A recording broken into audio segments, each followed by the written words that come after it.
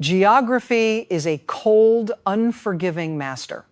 It does not care about international law, and it certainly does not care about diplomacy. In the world of great power realism, there is only one truth. Control of the choke points is control of the world. Right now, the most critical choke point on the planet, the Strait of Hormuz, is being held hostage. Tehran has issued a demand that is as audacious as it is dangerous. They are demanding a $1 per barrel tribute paid in cryptocurrency for every ship passing through these waters. This is not a tax. This is a direct challenge to the global order. It is an attempt to weaponize the very geography that fuels the modern world. But they have forgotten one thing. The man sitting in the White House does not believe in stalemate. Donald Trump has issued an ultimatum that is chilling in its clarity: reopen the strait immediately or brace for the systematic dismantling of the Iranian state's infrastructure. The stage is set for a collision of hard power that will redefine the 21st century. To understand the gravity of this moment, you must look at the map. The Strait of Hormuz is the jugular vein of the global economy. At its narrowest point, the shipping lanes are only 2 miles wide. Through this tiny gap flows 21 million barrels of oil every single day. That is 20% of the world's liquid energy consumption. If this vein is severed, the global heart stops. Iran knows this. They have spent decades building an asymmetric machine designed for one purpose: to close this gate. They have lined the cliffs with anti-ship cruise missiles. They have hidden midget submarines in the coves. They have prepared swarms of suicide drones and fast attack boats. For years, this was their ultimate deterrent. It was the gun they held to the world's head. But now, they have pulled the trigger on a different kind of weapon. By demanding a crypto tribute, Tehran is attempting to bypass the entire US-led financial system. They are trying to turn a global commons into a private toll road. Donald Trump's response was not filtered through the usual diplomatic channels. It came as a blunt instrument of power. He called Iran's actions dishonorable. In the language of realism, that is a declaration of intent. When the hegemon tells a regional power that its actions are unacceptable, the era of talk is over. The United States is not interested in the nuances of Iran's economic grievances. Washington is interested in the physics of force projection. The agreement, as Trump put it, is simple. The oil flows or the regime pays. This is not about morality. This is about the maintenance of the Pax Americana. If the United States allows a mid-tier power to tax global trade at the point of a missile, the American century is over. Therefore, the logic of escalation is now inevitable. The U.S. military is moving into a posture that suggests they are no longer planning for a skirmish. They are planning for a decapitation of Iran's industrial capacity. The initial moves are already visible on the radar. The U.S. Fifth Fleet, based in Bahrain, is no longer just patrolling, it is consolidating. 2 carrier strike groups are converging on the North Arabian Sea. This is a massive concentration of hauler hard power designed to overwhelm Iran's integrated air defense systems. But the real threat isn't just the ships. It is the logistics network that sustains them. From Al Udeid in Qatar to Jebel Ali in the Emirates, the American machine is spooling up. This is a depth of field that Iran cannot match. Tehran has the advantage of the home game. They are fighting in their own backyard, but their backyard is a cage. They are surrounded by American bases and allies who are tired of the constant threat to their primary export. The strategic balance is heavily weighted toward Washington, provided the United States is willing to absorb the initial cost of a kinetic opening.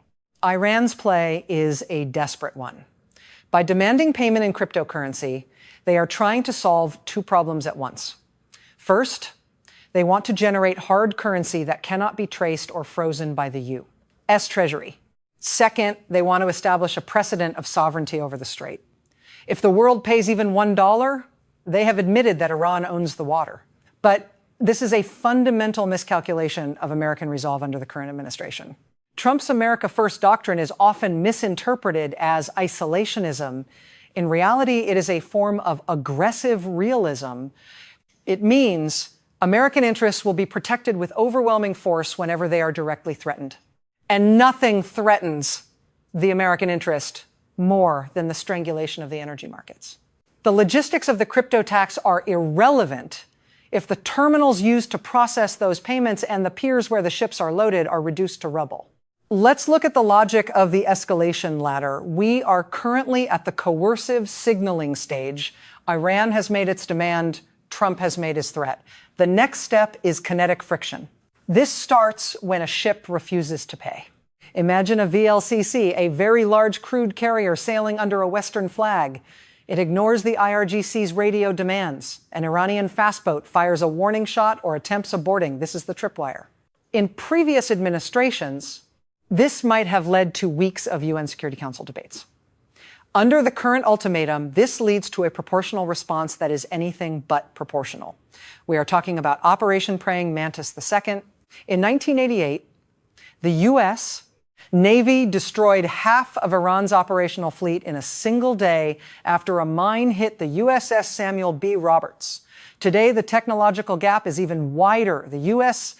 doesn't need to engage in a long, grinding ground war.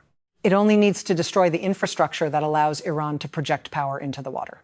The target list is already drawn up in the Pentagon. It starts with the radar sites on Keshem Island. It moves to the missile silos, Hant, tucked into the Zagros Mountains.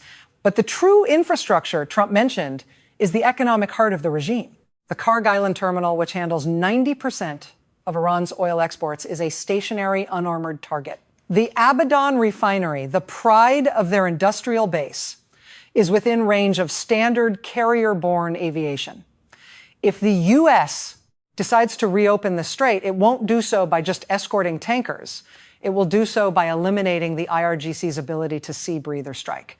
This is the essence of hard power. It is the ability to impose one's will on the enemy by making the cost of defiance higher than the cost of surrender. Tehran's planners are not stupid. They know they cannot win a conventional war. Their strategy is based on deterrence by punishment. They believe that if they can sink a few tankers and send oil prices to $300 a barrel, the American public will lose its appetite for the fight. This is a gamble on the fragility of the global supply chain. They are betting that the world's fear of an economic depression is greater than its desire for free trade.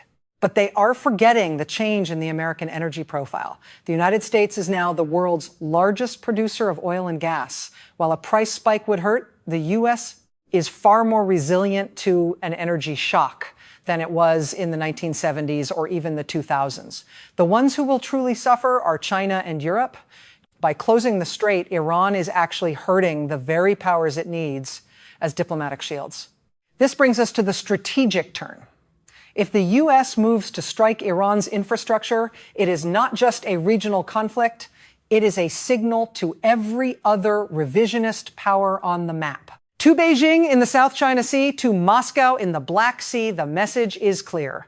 The global commons are under the protection of American Hoa Lurk. Trump is using Iran to reestablish the credibility of the red line. For years, that credibility has been eroded by half measures and strategic patience. The Hormuz ultimatum is the tool being used to hammer that credibility back into place. The U.S. advantage here is not just in the number of missiles. It is in the escalation dominance. At every level of the conflict, from cyber warfare to nuclear one day, the United States has more moves than Iran. Iran can only play the blockade card once. After that, they have nothing left but ruins. The regional consequences of this showdown are seismic. The Gulf monarchies, Saudi Arabia, the UAE, Kuwait are watching with a mixture of terror and anticipation. They have lived under the shadow of the Iranian missile threat for decades. If the U.S. successfully dismantles Iran's maritime strike capability, the balance of power in the Middle East shifts overnight. The resistance axis led by Tehran would find its central pillar cracked. Without the ability to threaten the oil flow, Iran's leverage over the West vanishes. They become just another isolated, struggling economy. This is why the crypto tax is an all-in move for the Ayatollahs. They are trying to force a new reality because the old one was slowly strangling them. They chose to leap into the abyss, hoping the world would catch them. They didn't expect to find Donald Trump waiting at the bottom with a sledgehammer. As we move closer to the expiration of the 2-week ceasefire, the tension is palpable. The markets are already pricing in a war premium, but the realist knows that volatility is just noise. The signal is the movement of assets. The U.S. Air Force has moved B-2 Spirit bombers to Diego Garcia. These are the only aircraft in the world capable of hitting Iran's most deeply buried nuclear and command facilities. Their presence is the ultimate or else. This is how you win a war before it starts, by demonstrating that the cost of the first shot will be the total loss of everything the enemy holds dear. Iran is a civilization of 5,000 years, but its modern industrial state is a fragile thing. It is concentrated in a few geographic clusters, all of them vulnerable to 21st century precision munitions. The logic of escalation dictates that the side with the most to lose usually blinks first. But what happens when both sides believe they cannot afford to lose? For Iran, giving up the Hormuz tax is a humiliation that might destabilize the regime at home.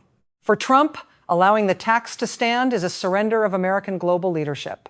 This is the Thucydides trap in miniature. When a rising regional power challenges the established hegemon at a critical choke point, conflict is the natural result. The only variable is the scale of the destruction. The United States is currently positioned to ensure that the destruction is overwhelmingly one-sided. By focusing on infrastructure, Trump is signaling that he will not get bogged down in an insurgency. He will simply turn the lights off in Iran and wait for the regime to collapse under its own weight. Logistics will be the final arbiter of this crisis. Iran's internal supply lines are under immense pressure from years of sanctions. Their ability to repair damaged refineries or replace lost radar systems is nearly zero. In contrast, the U.S. military logistics chain is a global monster. It can fly in replacement parts, munitions, and fuel from halfway across the world in hours. In a war of attrition, the side that can replace its losses wins. In a war of infrastructure destruction, the side that doesn't have any infrastructure left loses instantly. This is the brutal math of the Hormuz crisis. Iran is fighting with a finite pile of chips. The United States is the house, and the house has an infinite bankroll. The Hormuz tax will likely go down in history as one of the greatest strategic blunders of the modern era. It was a move born of desperation, a gamble that the West was too weak and too divided to defend its own interests. But it has instead provided the perfect pretext for a massive reassertion of American power. By framing it as a matter of honor and agreements, Trump has simplified the narrative for the American public. He has turned a complex geopolitical dispute into a simple question: will we let them steal our oil money? The answer in the realist world is always no. Not because of justice, but because we have the power to say no. As the clock ticks down, the shadow of the U.S. Navy looms over the Persian Gulf. The drones are in the air. The satellites are locked on their targets. The tankers are waiting. This is the reality of great power competition. It is cold, it is calculated, and it is violent. Iran wanted to test the resolve of the new American administration. They are about to get an answer that will echo through the halls of power from Moscow to Beijing. The Strait of Hormuz is not a toll road. It is a vital artery of the Pax Americana. And those who try to clog it will find that the cure is far more painful than the disease. The strategic shift is already occurring. Even if a single shot is never fired, the balance of power has moved. The mere fact that the U.S. has issued such a credible threat of infrastructure destruction has forced every other player in the region to recalculate. The crypto tax is already failing because no major shipping company will risk their billion-dollar assets against the wrath of the U.S. Air Force. Iran's bluff has been called. The hegemon has spoken. The world is reminded once again that while trade may be global, the power that secures it is American. In the final analysis, this crisis is a masterclass in realist theater.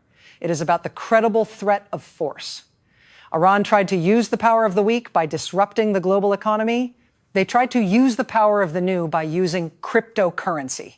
But they were met with the power of the old, the crushing industrial-scale violence of a superpower that refuses to be eclipsed. Trump's ultimatum is the closing of a door.